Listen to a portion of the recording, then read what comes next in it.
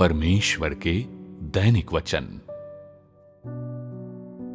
जो कार्य अब किया जा रहा है वो लोगों से अपने पूर्वज शैतान का त्याग करवाने के लिए किया जा रहा है। वचन के द्वारा सभी न्यायों का उद्देश्य मानव जाति के भ्रष्ट स्वभाव को उजागर करना और लोगों को जीवन का सार समझने में सक्षम बनाना है। ये बार बार के न्याय लोगों के हृदयों को बेध देते हैं।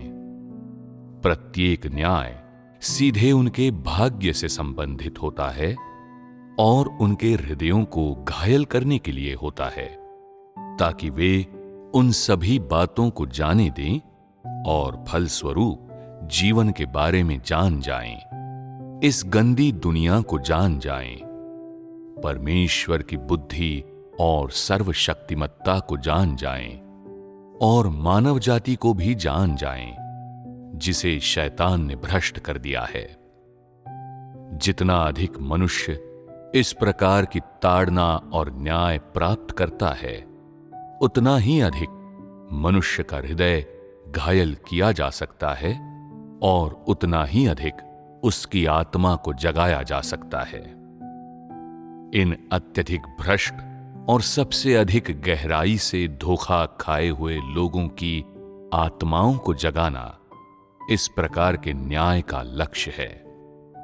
मनुष्य के पास कोई आत्मा नहीं है, अर्थात उसकी आत्मा बहुत पहले ही मर गई और वो नहीं जानता है कि स्वर्ग है, नहीं जानता कि परमेश्वर है और निश्चित रूप से नहीं जानता कि वो मौत की अतल खाई में संघर्ष कर रहा है। वो संभवतः कैसे जान सकता है कि वो पृथ्वी पर इस गंदे नरक में जी रहा है? वो संभवतः कैसे जान सकता है कि उसका ये सड़ा हुआ शव शैतान की भ्रष्टता के माध्यम से मृत्यु के अधोलोक में गिर गया है? वो संभवतः कैसे जान सकता है कि पृथ्वी पर प्रत्येक चीज मानव जाति द्वारा बहुत पहले ही इतनी बर्बाद कर दी गई है कि अब सुधारी नहीं जा सकती? और वो संभवतः कैसे जान सकता है कि आज सृष्टा पृथ्वी पर आया है और भ्रष्ट लोगों के एक समूह की तलाश कर रहा है जिसे वो बचा सके?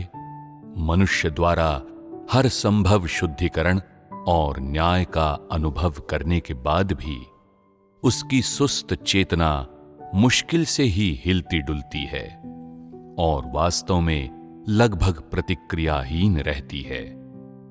मानव जाति कितनी पतित है, और यद्यपि इस प्रकार का न्याय आसमान से गिरने वाले क्रूर ओलों के समान है, फिर भी वो मनुष्य के लिए सर्वाधिक लाभप्रद है। यदि इस तरह से लोगों का न्याय न हो तो कोई भी परिणाम नहीं निकलेगा और लोगों को दुख की अतल खाई से बचाना नितांत असंभव होगा। यदि ये कार्य न हो तो लोगों का अधोलोक से बाहर निकलना बहुत कठिन होगा, क्योंकि उनके हृदय बहुत पहले ही मर चुके हैं और उनकी आत्माओं को शैतान द्वारा बहुत पहले ही कुचल दिया गया है। पतन की गहराइयों में डूब चुके तुम लोगों को बचाने के लिए तुम्हें सख्ती से पुकारने, तुम्हारा सख्ती से न्याय करने की आवश्यकता है। केवल तभी तुम लोगों के जमे हुए हृदयों को जगाना संभव होगा।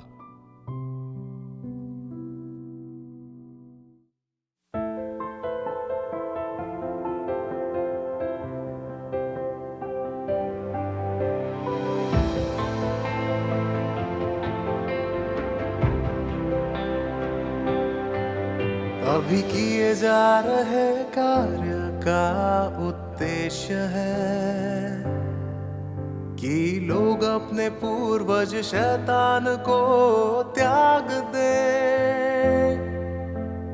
वचन के न्याय से उनकी भ्रष्टता उजागर होती, ताकि वे समझे जीवन का सार। भाग्य से जुड़े ये न्याय इंसान का दिल भेद देते, उसके दिल को जख्मी करते, ताकि वो छोड़ दे ये चीजें और जान जाए जीवन को, ईश्वर की बुद्धि और ताकत को, और जाने मानव जाति को जिसे भ्रष्ट किया शैतान ने। जितनी होगी ताड़ना और न्याय, उतना ही जख्मी होगा इंसान का दिल, और उतनी ही जागेगी उसकी आत्मा। सबसे अधिक भ्रष्ट और धोखा खाए लोगों की आत्मा को जगाना, इस तरह के न्याय का लक्ष्य है।